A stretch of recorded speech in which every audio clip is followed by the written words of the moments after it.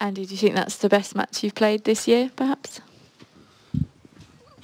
I mean, definitely during the claycourt season. Well, I played some good matches at the beginning of the year, but definitely on the claycourt season, you know, second and third sets were the best I played for sure. How would you rank Del Potro's forehand, just for the sheer power of it in the men's game, and how crucial was that first set tiebreak, you think, for the whole match? Yeah, well, obviously, I mean, you know, the first set was very important. It was, I think it was like an hour and 25 minutes. The conditions today were very slow and heavy. So coming from behind in those conditions can be difficult because it feels like you have to work very hard for for every point. And obviously you saw his reaction at the end of the first set. You know, he was pretty disappointed. He had some opportunities, obviously, to close it out, and obviously he served double fault in the tie break, but on one of the set points. But it was an important first set, you know, for a number of reasons. But the conditions today were very heavy and tough, not easy to come back from. I mean, it's a big shot, and that's where you need to be smart when you're playing against him. You know, I played quite a lot into his forehand today. You know, a lot of the guys with big forehands, they like to hit them from their backhand corner. It's a bit harder to read where someone's going to hit their forehand from that side. So, but he's very dangerous on the run with his forehand. I think maybe on the clay it's a little bit more difficult for him because you're a bit more unstable on your feet on the hard courts and the grass courts. When he's moving to his forehand side, he hits it bigger than anyone. So you need to really pick the right moments to go into that stroke. Andy, it was obviously a tight battle, but just from a mental side, how big of a mental triumph, I'd say, for you was this match?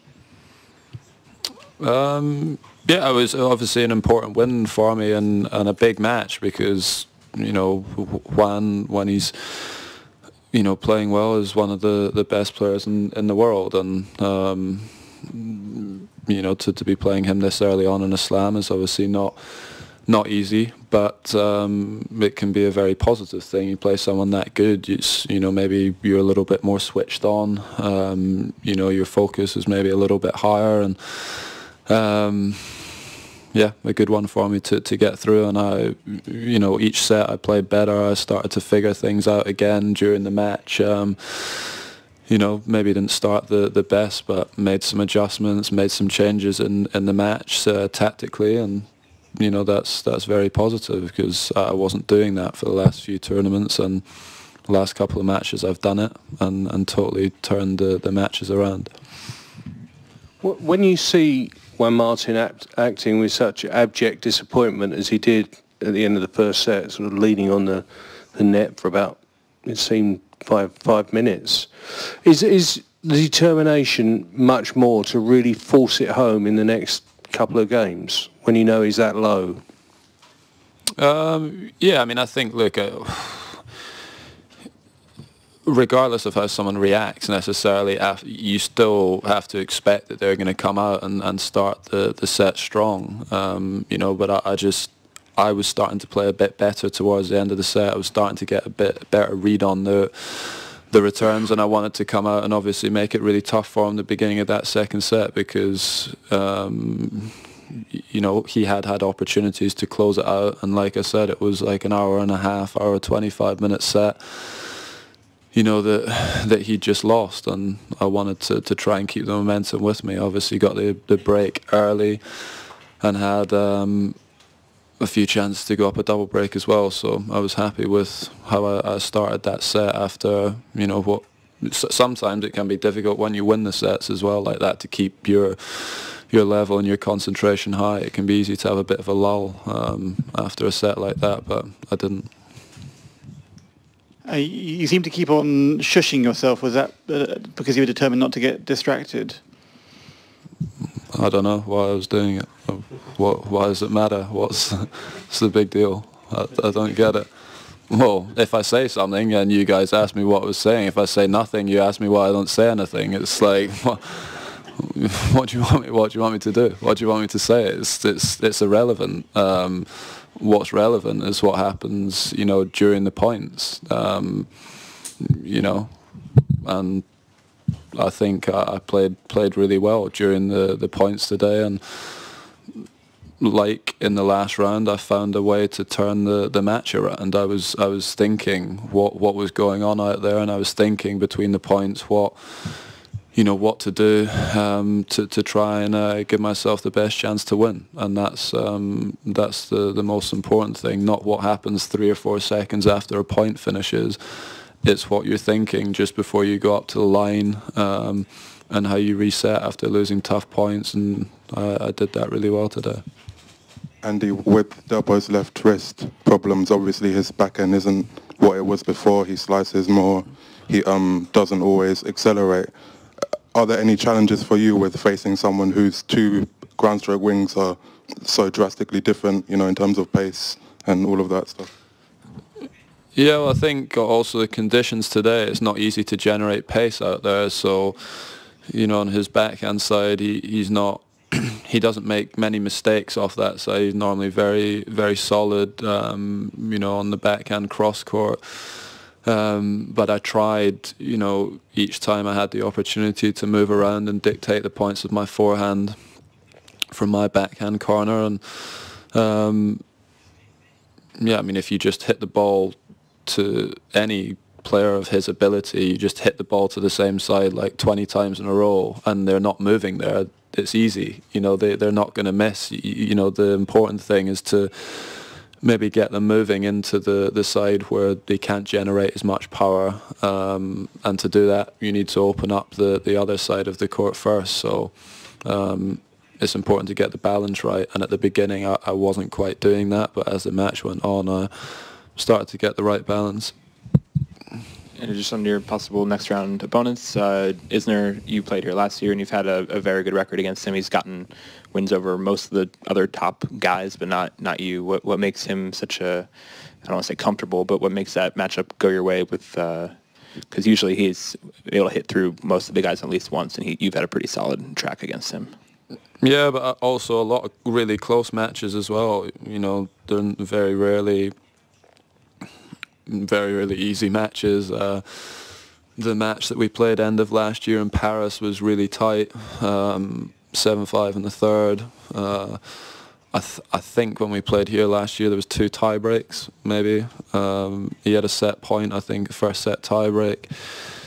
We played in Shanghai, you know, 2015, and that was really tight as well. It was like 6-4 in the third. So I've had good results against him, but a lot of close ones. He obviously serves great, and you know, I think clay's is not a bad surface for him because he has a little bit more time to wind up on the ground strokes. And Kachanov I've never played against, but practiced with him. I practiced with him before he got onto the tour when he was like 350, and he was, you know, he was really good, big, strong guy.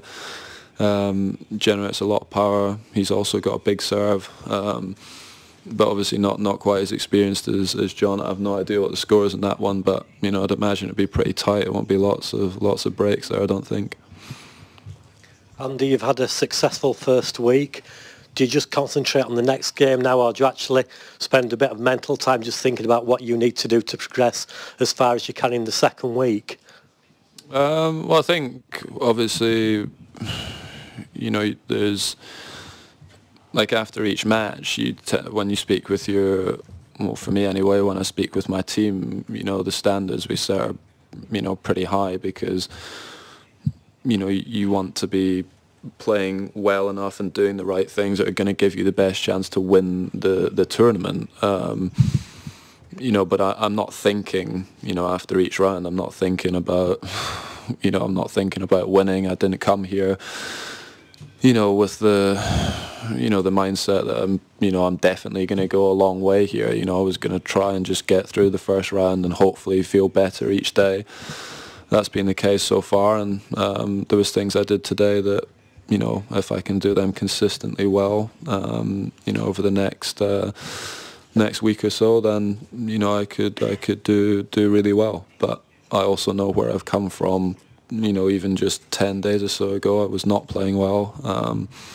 So I need to respect that and work hard and practice and concentrate. And you know, if I do that, hopefully I can keep going further. Andy, when the crowd gasps and sighs every time he hits his forehand in the middle of the rally, do you ever notice that that's happening? No, I mean more when when the point ends. You know, if it's a point-ending shot where he, you know, if he smokes a forehand winner on the run, you know, you notice it 'cause it's a big hit. And you know, his grunt is like, it's very manly. It's like a very manly grunt as well. So yeah, you notice it more on point-ending shots, but during the point, I don't notice it as much. Andy, I just wonder how different it's been for you, sort of mentally, from a mindset point of view, coming into a Grand Slam, maybe not so sure how it's going to go, not so confident. Obviously, normally, you talked last year about, you know, being very confident on clay and having good chance to win the title. And where do you feel you're at now, sort of mentally? Well, I mean, I believe in myself. So even when things aren't going well, I believe that I can turn it around. It's not easy, but you know, if you do the right things in practice and you know, trust that it's going to come if you work hard and do all the right things, then it generally does.